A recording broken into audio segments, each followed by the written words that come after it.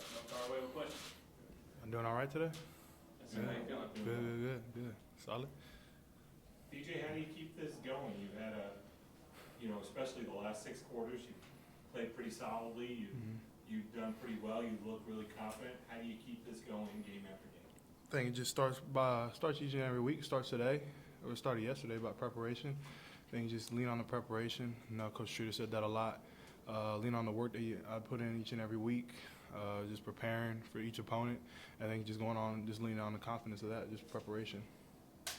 DJ, we've seen you make a couple off-script plays to start the season, whether it's the pitch to Will Shipley, Georgia Tech, or that scramble drill to Antonio Williams. What does it mean for you to be able to just say, hey, when the play breaks down, I have that in my back pocket, be able to extend plays outside of that?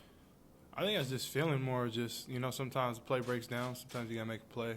I think kind of just treat it like backyard football, just get out there and make a play, and just trying to make the best play possible. I'm not really out there trying to look for that, but stuff breaks down, and then you kind of just feel in the game. I think it just comes along with just feeling the game as it goes on. DJ, what have you seen? Have you seen much out of Louisiana Tech's defense, and what's the challenge for you guys this week?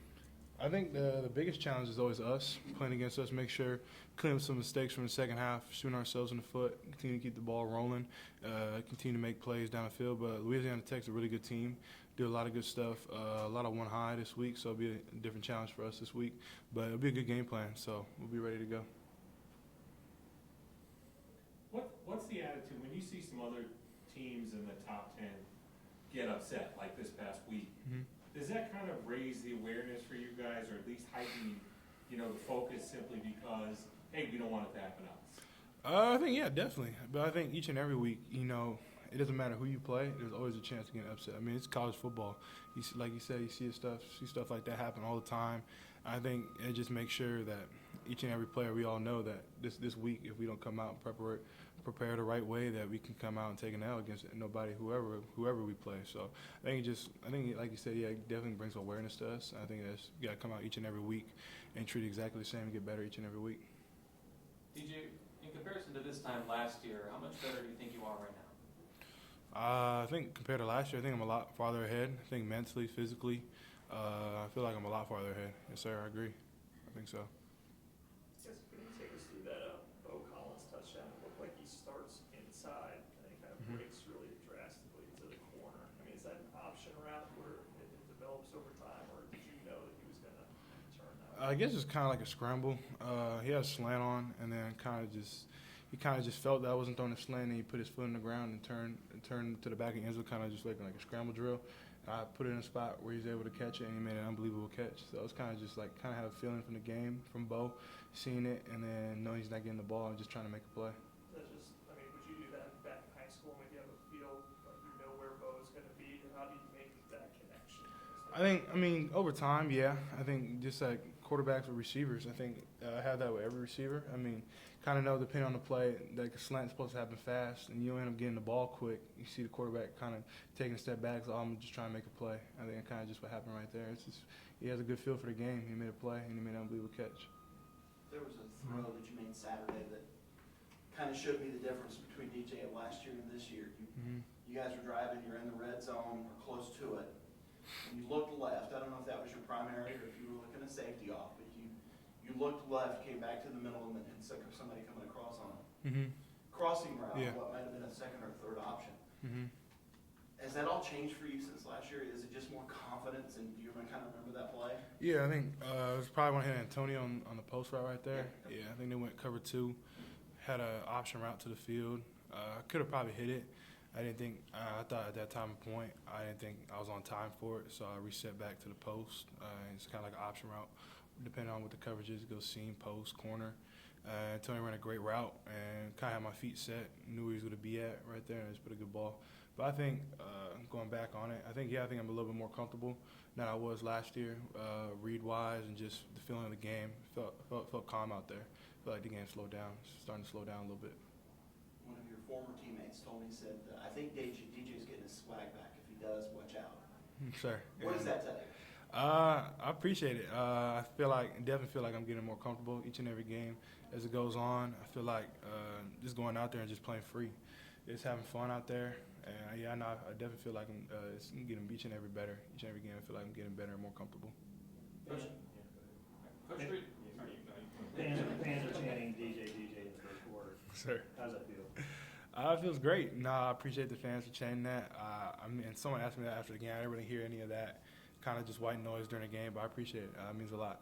I appreciate Coach that. Street said that there's been a lot of times whenever you're going to the sideline after making some Friday mistake, that he'll be trying to come up to you, but you're the first person that's coming to him saying, hey, I could have done this. Mhm. So take me through this kind of, I guess, breaking down with your coach when you run to the sideline of like, hey, I'm taking ownership of stuff.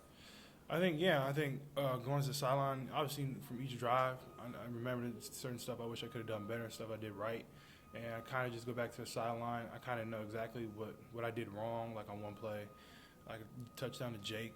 I felt like I was kind of pissed about it because I felt like I could have threw the ball a lot earlier than when I did, but I thought the guys would undercut it, but he didn't do that at all. So I was kind of mad about that. But just different stuff, kind of different feeling. I tell him what I did wrong, ask him like, what does he feel about that? Like just stuff we just communicate. Like, hey, I thought I could hit this here. What do you think here? And I felt like I could have done this play better, and that's what I did here, and that's what I did right. Like this, we kind of just talk about the rights and wrongs, and kind of just get a feeling about what Coach Schroeder thinks on that, and kind of just feed off each other like that.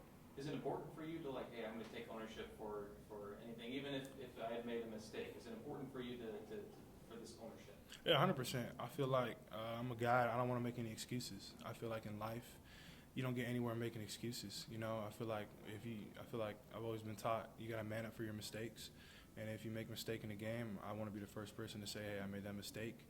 And I feel like that's kind of just how I've always been. Like I know if I do something wrong, like, I'm gonna say it. But if I do something right, that's kind of what I'm supposed to do.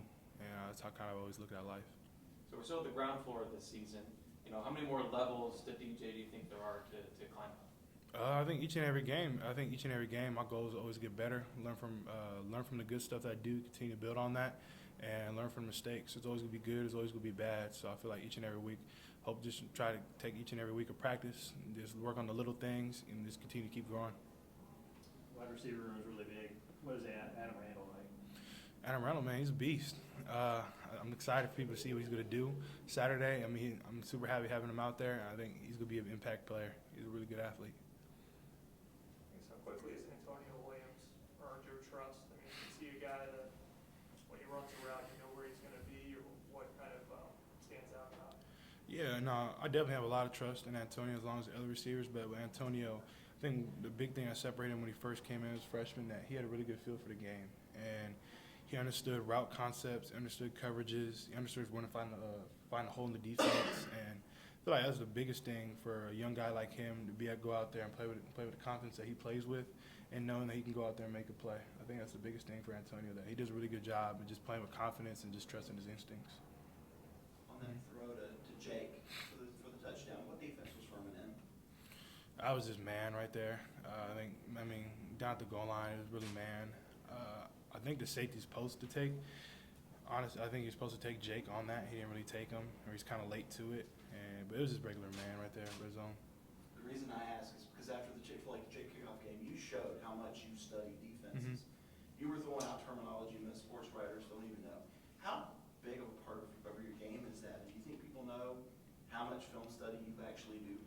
I think for me, that's always been my biggest part of my game. I feel like I put a lot of work in studying film, studying coverages, studying what the defense does, and also studying just other players. I mean, I love watching film. I could watch film all day long. I know if I didn't have classes, I would probably be in the film room all day long, just watching film, just having the clicker and just going on XOs, watching different games. I watch different games on XOs, different college teams, different quarterbacks, different NFL teams. We have everything in there. But film is a big part of my game, and I love watching it. And I feel like for me, being the most comfortable playing is when I know exactly what the defense is doing. I feel like that comes from preparation, knowing exactly from like film study, what Coach Streeter says, from what all the offensive coaches say. I feel like that's a big part. The coaches at Bosco say you have almost like a photographic memory when it comes to a lot of this. Like they ask you certain games, certain situations, and you can recall it just like that. Has it always been that way for you? Yeah, no, I think it's always been like that. Yeah, just be able to recall. I think because I just love the game of football. I enjoy practicing, love playing the game, and for me it's just fun. and I love competing. I love trying to get better. So for me, I remember the little mistakes that I made back in high school to when even playing like Pop Warner football. I remember little stuff like that, or even the good plays. But for me, I remember a lot of the bad plays more than the good plays. Yeah. Do you think that's why maybe that Briningstool not getting out fast enough kind of bothers you? I mean, are you trying to be perfect, I guess, too much out there sometimes, not trying to get undercut? I mean, my goal every time I step on the field is perfection. I mean, I'm always working to perfection. I obviously know that's never going to happen, but each and every time I step on the field, I'm trying to be perfect, and I hold myself to that high standard of I want to be able to be great. I feel like to be able to be the greatest player I can be is to train for perfection, and I just kind of treat it like that a little bit. DJ, how do you break down the film you watch? Do you take notes, or is it that that memory that you have that kind of sears it in there? Both. Definitely you have to take down notes. I feel like you can't just have everything up in your head. When you write something down on paper, it helps you remember more, and you can go back and look at the notes and stuff like that. But for the most part, I just take notes, little stuff, jot down notes from practice, whatever I did wrong, whatever I did right, and also just kind of just photographic memory. You kind of remember different stuff, different pictures from your head. And is it all done here at the facility? Do you spend a lot of time at home? I like watching. Yeah, we have iPads. I'm not a big iPad guy. I like watching it all upstairs in the quarterback room. For me, it's a bigger screen. On an iPad, I can't really see like all the underlay, all the different coverage stuff on the iPad. So I'm more comfortable watching it in the film room. Because of your memory and are you able to step to the line and go, okay, they're in cover 2, and 2 weeks ago they did this with this down and distance. Are you able to think about that at the line of scrimmage? And Yeah. do you have any latitude in saying, hey, let's change to something here?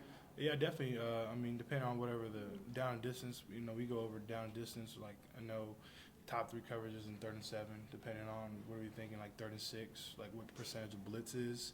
We have like a whole coverage sheet, all the coaches do, and each and every player, we all get that, like different formations. We know, like, hey, this is their top 5 coverages. You don't have to know every single thing, but for the most part, you gotta know like top 5, top 3, and what are like their favorite blitzes. But I feel like that's the biggest part that we be able to know. Are you able to change plays or check out of something if you see it? Yeah, I do, but for the most part, I mean, for all the plays, Coach Streeter, I mean, he's done an amazing job. I feel like Coach Streeter's done an amazing job these first 2 games. I mean, for me, there's no need to check the play. I mean, Coach Streeter does an amazing job, put us in great plays and 1st, 2nd, and 3rd down. And for me, I don't really need to check the play because all the stuff there is there. Anything for DJ from Zoom? Yeah, DJ, second straight week that you found Beaux on the scramble drill for a touchdown. Do you feel like you guys are really on the same wavelength? And has his awareness of just how to get open and his awareness of defense really taken another step from freshman to sophomore year? Yeah, no, I think definitely me and Beaux, I think we're definitely on the same page with timing and different stuff, kind of with the scramble drill. He has a really good feel for the game, just be able to get himself open. And I feel like he's definitely taking a jump from freshman to sophomore year. I can definitely see it out there. He's playing even more confident, running faster, in and out of breaks on the different routes, getting out quicker. And I feel like he's upgraded his level from last year to this year. He's done a really good job. Yes, sir. And you're wearing that Ella Strong t-shirt. Can you just talk a little bit about what her visit meant to you personally and how she's kind of united the team to show support for her? I love Ella. I love the Bresee family. I love my brother Brian. It's like my best friend right there. So, I mean, they mean a lot to me. And to be able to see kind of stuff that's going on with the family and to see how strong Brian's been, I just want to be able to be there for him, for his family, for Big Richie, for Megan, Kendall, Bailey, Brian, Big Mike, Callie, and our whole family. I just want to be able to be there, help support Ella in any way I can. And I just really love that family, man. It's emotional talking about them and the stuff that's going on right now, but I love that family. Thanks, DJ. Yep. Anybody else for DJ? DJ, what's Sunday? Go ahead from Zoom. This is Matt. I was just going to ask about the option routes. I know we talked about those a lot before the year. How much have y'all done those, and how do you feel like the communication and just gelling with that has been? I feel like it's been good. I mean, a lot of plays we have different stuff versus different coverages, like kind of like conversions. Like you do different stuff here versus this coverage, and you can go break in versus this coverage. I feel like we've done a really good job. Receivers and quarterbacks all been on the same page. We worked it a lot in summer. I feel like it's second nature now, so I feel like we've done a really good job with that. Have you seen how that's helped the passing game? Yeah, I think it's done a really good job with the passing game. I think it just helps us out that you always don't have to have the perfect call. I think it makes it easier because you have a route adjustment off a different coverage. So you think maybe you have cover 2 here and then roll in cover 3, and then you have a route adjustment for that, and it makes it a perfect play. What's Sunday like for you? I mean, obviously after church, Mm-hmm. but and what is, I mean, like yesterday, is it a NFL day for you where you actually know back in this building watching film? What was going on? Yeah, normally Sunday, church, and then after church, get treatment. Depending on, we always have treatment here, so depending on what I do, depending how, if I'm hurt or if I'm feeling good. I mean, usually they have massage, so I always get a massage. Sometimes, depending on it, I know I'm trying to figure out a routine with Ricky right now. I'll probably lift Sundays, do some type of mobility, stretching stuff. Then I'll come in, watch the game on Exos, take notes on it. Then I'll start preparation for like La Tech, so I'll watch a couple games, depending on how many games they played, but I'll watch a couple games from there. And then look at the blitz cut up, different stuff like that. We have like a whole weekly quarterback kind of like schedule for watching film that we came up with probably like a year ago, 2 years ago. So you go through that and just kind of watch games. And then like yesterday I was watching other teams, NFL teams like from Exos. Like I really wanted to watch the Bills versus what was the Thursday night game? Rams. Bills-Rams. Yeah, I really wanted to watch that game, so I watched that. And like today, I'll do the same thing. Kind of just start that because I have no class Monday, Wednesday, Friday. So watch a lot of film on those days. Is it nice to have just a regular week finally? Yeah, it definitely is. I mean, last week it was tough because you got to cram in all the film in 3 days and stuff like that. But having a regular week, you get a fresh start on Sunday. You can watch a lot of film on Sunday. It kind of sets you ahead coming into the week. I guess like as Ruben told us, he's like LeBron James at the top of Green City's Derrick Rose. I guess, do you play basketball at all? Are they as good Me? at basketball? I mean, yeah, I got shots up this morning. I mean, with the new indoor court, I mean, I get shots up probably every day just shooting. I mean, I love shooting, but Rook, I mean, he can hoop. Rook can definitely say he's LeBron James. I don't know if he's LeBron James, but he's definitely a bully in the paint. He can shoot the ball really well from deep. Malk, I haven't really seen Malk play, so I can't really attest to how good he is as a basketball player if he's D Rose. But I mean, I play a little bit. I just like to shoot though. I'm a big shooter. 3-point. Yeah. Mm-hmm. Anybody else for DJ? All right, thanks, DJ. I appreciate